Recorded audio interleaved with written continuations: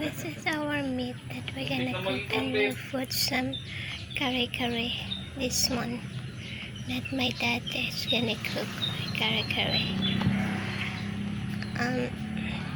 It's 2 minute kilo, and then ma-chop it a little bit more because yung lower part ng leg, yung thigh part ng leg niya, ng pork leg, is parang masyadong malaki. Hinati niya into half, kaya ganyan na yung itsura niya.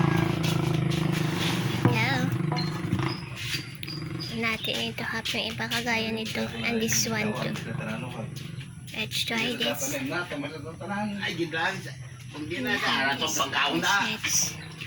yum. Yummy.